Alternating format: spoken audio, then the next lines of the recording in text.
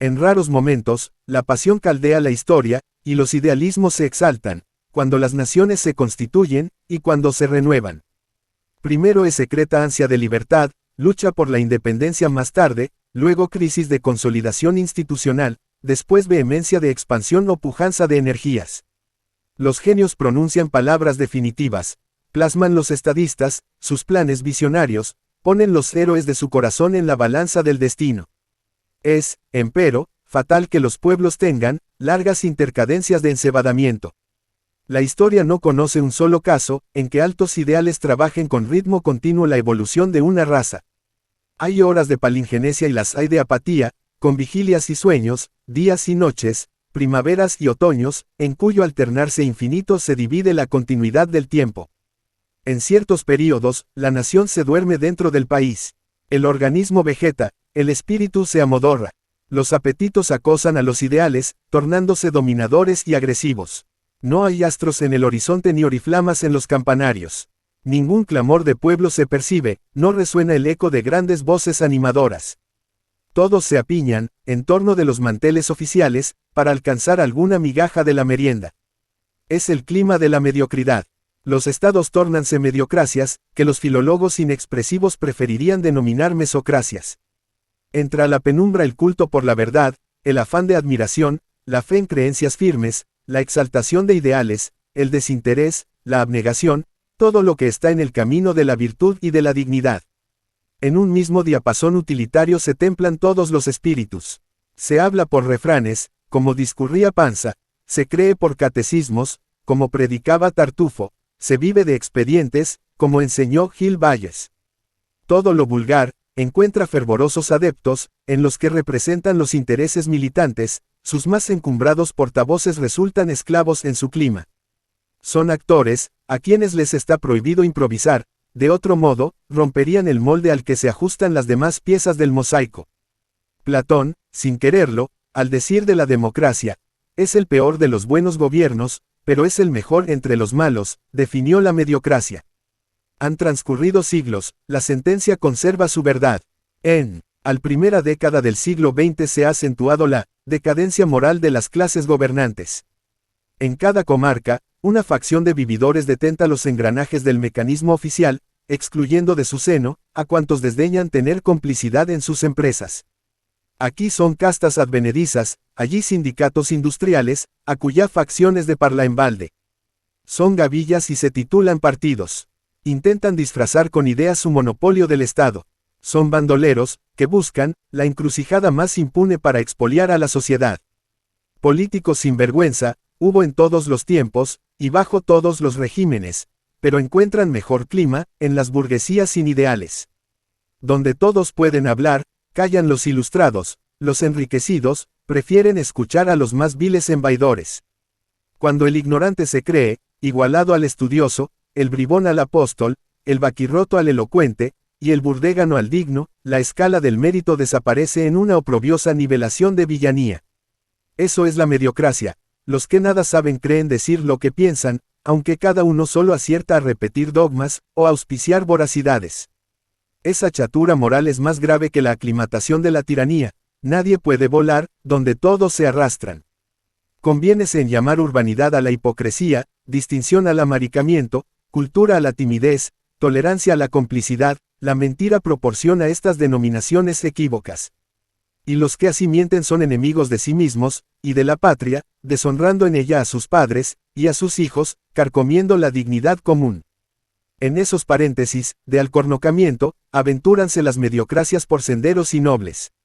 La obsesión de acumular tesoros materiales, o el torpe afán de usufructuarlos en la holganza, borra del espíritu colectivo, todo rastro de ensueño. Los países dejan de ser patrias, cualquier ideal parece sospechoso. Los filósofos, los sabios y los artistas están de más.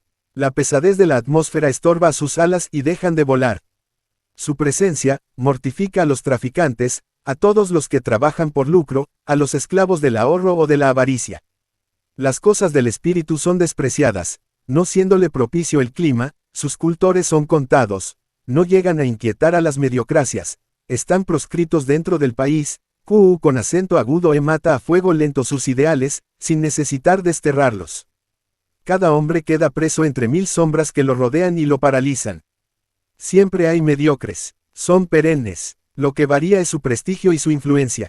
En las épocas de exaltación renovadora muéstranse humildes, son tolerados, nadie los nota, no osan inmiscuirse en nada.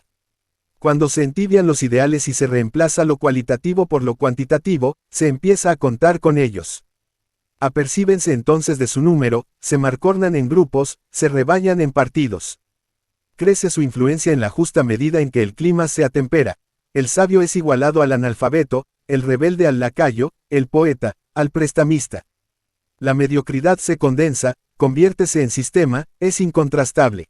Encúmbranse gañanes, pues no florecen genios. Las creaciones y las profecías son imposibles si no están en el alma de la época. La aspiración de lo mejor no es privilegio de todas las generaciones.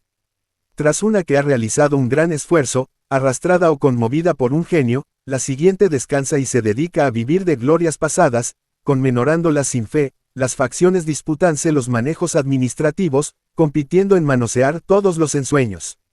La mengua de estos se disfraza con exceso de pompa y de palabras, acállase cualquier protesta dando participación en los festines, se proclaman las mejores intenciones y se practican bajezas abominables, se miente el arte, se miente la justicia, se miente el carácter.